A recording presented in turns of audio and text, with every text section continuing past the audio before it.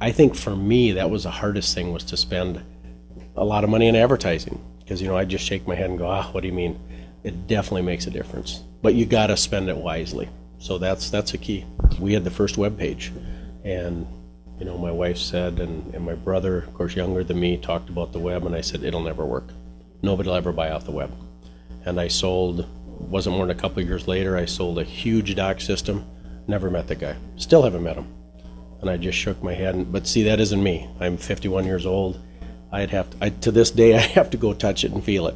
But that isn't where the market was. The market was in the internet. So the internet's been really, really useful, because then the internet kind of educates the customer before they get to us. And that's important too. We don't ever get anybody to tell you can discount yourself into profitability. You can't.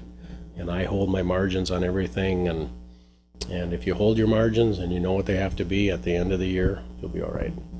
What kind of advice would you give to people who are thinking of starting their own business? I think you want to evaluate yourself. You really want to make that decision. Am I ready for this or ain't I? And then get into a business you enjoy doing. In my business, we already had a taste of it, so we knew so much about it. But it's a lot of fun. I mean, people stop by and they're happy, they're buying stuff, they enjoy their lake place, they're happy to spend the money. So really, for me, when I was a factory employee and I had to go talk to dealers, they typically had problems they were dealing with. I like the retail end. The hours aren't so good, but the retail end is people are happy. They're proud of what they have, and they feel happy spending money with you. So that's rewarding. Of all the things that you're probably thankful for over the years for being a business owner, what would you say you're most thankful for? I think you got to be thankful for your family. That's gonna, my wife has done lots of things by herself. My brother spent a lot of time working. I spent a lot of time. I was glad that we were all focused and working as hard as each other to get to the end result. If you didn't have that combined union there, I think it would be tough. I think if you're going to have partners in your business too, make sure they have the same ability to put in the time that you do. Did that cause any stress, having a sibling as your partner? No, actually, I don't think there's any doubt we couldn't have done as well if we'd have ever been separated. Now, there's a lot of people that sell docks and sell lifts. What has made you, what separates you from your competition and has made you successful all these years, Donavan? Well, I think one of the advantages we have is we have a really good company that's our major line of product. They're local here in Fergus Falls. I think Jeff and I, because of our background, so many years at Shoremaster here, probably our knowledge, and it's all we do. A lot of our competitors sell docks and lifts too, but they sell cars and they have hardware stores and they got gas stations and restaurants. This is all we do. So I think we're a little more focused on it. Now, you have made this all happen in America. What are your thoughts about America? Well, that's the good thing about America, because I don't think in many other countries that you could literally start out, especially a business of ours we knew something about, but it isn't like we started with a lot of money or we started with taking over a business our dad had. It was really something that Jeff started that first year, and it kind of took off on us. And I think maybe sometimes when all the negative is that you hear on news, I think you got to realize that, boy, there's a lot of positive out there. It just doesn't probably get as much time in the press. But I don't think there's another country you could do something like this. And it's just not me. You could go through, like you are going to, countless businessmen. Matter of fact, I would tell you that most of the people that were at Shoremaster when I was there, most of them have their own businesses now. If there was a student in high school or college that was looking to start their own business, are there any sort of courses or background that you'd suggest they have? I think nowadays, I didn't go to college and you could get away with that in the 70s. I don't think you can now. So I would go to college. I think going and working for somebody in the field is a good idea, because you're getting experience from somebody that's made mistakes. There's a difference between just being smart and having wisdom. A lot of people are smart. I have a lot of wisdom because I've made a lot of mistakes and I've learned from them. So that's the difference. I want to ask you about as a small business owner, you're going to be responsible for your own retirement, I would assume. So I know you.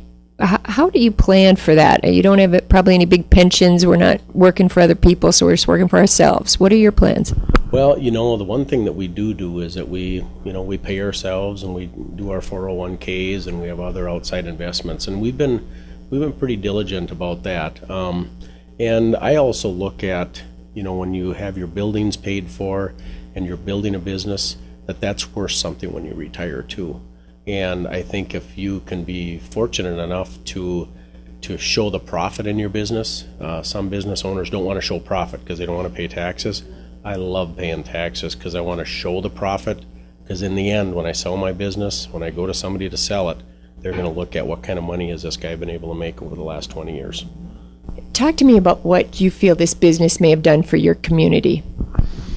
Oh boy, I think my business, like other ones, not only does it keep people here that went to high school here and keep jobs here, we pay our property taxes. We have, again, people working for us, summertime jobs for people, just a lot of, and the company before that I worked with, Shoremaster employs a lot of people locally in Fergus Falls. So I think the big thing around here is, trying to keep people around Fergus. What has most surprised you about being in business for yourself? I think in my business is really the friendships you develop with the people you do business with. Have you had any crisis moments, any time where you wished you could have quit this? I don't think that, but I think my most interesting moment is when I walked out of Shoremaster's door. And that, to me, I don't think it was a crisis, but it was definitely a situation where you go, well, now I'm on my own.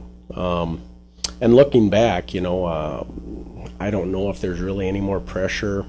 If you work for a big company and things go bad, they let people go too. So maybe in a way it's easier to be in your own control of your destiny if you're a business owner. How do you think this experience has changed you? I think I appreciate, if you're working for a company and then you go start your own company, I think you appreciate people's work ethic and what they're doing.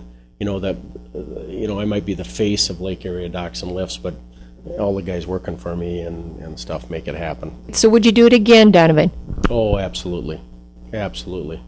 And other businesses too. I just admire the people that I know that have their fingers in 2 or 3 of them. And that just means that they're entrepreneurs. They're usually not, you can't become a workaholic. You don't want to do that. But, if you enjoy work, there's nothing wrong with that. And making things happen. I think that's a good quality. Donovan, how did you come up with Lake Area Docks and Lifts, and how do you go about advertising or marketing your name and brand? We did things kind of first, like we did direct mailers, and there was just certain things that we did even at boat shows that we did in our business that worked, that we were able to go tell the dealers, I know this works. I didn't read about it, we do it. And then, we would be asked to come in, and there was many times in Pelican that they would bring, Canadians in or people from Michigan or Maine, and they would want to go through our store, see how we did things. So that was, that was an interesting experience that we had, and it was just trying different things. And if it works in Minnesota, it works all over. So tell me, if there was a certain trait that you think is important for, a good staff person or a good business owner, what would that be? Well, one of the things I always tell my young guys that start for me, and a lot of them have been very successful. I end up with a lot of football players and stuff. They're big, strong guys. I always tell them that they will be judged at my place, not how hard they work at what they like to do, but how hard they work at what they don't like to do. Because anybody can work hard at doing what you like to do. But if you're going to be successful in any business, you're going to have to do things you don't like to do, and you're going to have to do them well, and you're going to have to do them right away. get them done and over with. Yeah. Have you found that you need staff that follow directions? I've seen so many different people that have come through my operation, and you know, you see them a year later and they're in college and they're texting their mother, I want tools for Christmas, so I got tools when I go to work next year, and they're so proud of what they do. And I still remember a big football player that I told didn't have to work on a Saturday, and I was the only one up there. It was early in the spring, and he was building panels and he worked all day. I said, you don't have to work and at the end of the day he stood there, hands on his hips, he said, look what I did today. And I thought, you know what? He had never had a job and he had never done anything by himself. And he was as proud as if he was playing Division I football. Donavan, when you hire a staff person, what are you really looking for and what are you expecting? You know, I think you got to look for somebody who has a lot of people skills, because I always tell my wife that, you know, I would say the guys that work for me putting your stuff in the water, they sell more product than I do. They're representing, that's the face that the next door neighbor that has to come over and see what's going on, they will call me the next day and go, man, I can't believe how professional your boys were and how nice they were, and all of a sudden they're buying a dock and a lift from you, not because of me, not even because of the product I sell. It's the product, the kids that are representing me, or the young men. And so that's huge. That's bigger than, you talk about a surprise, that's the most surprising thing that's ever happened, is how much the face of your employees reflect the true business and bottom line. Because when they come to you and they want to do business with you just because of who you are, you know, that's a whole different world. And I've been really blessed. The young guys that I've had over the years represent my company very well.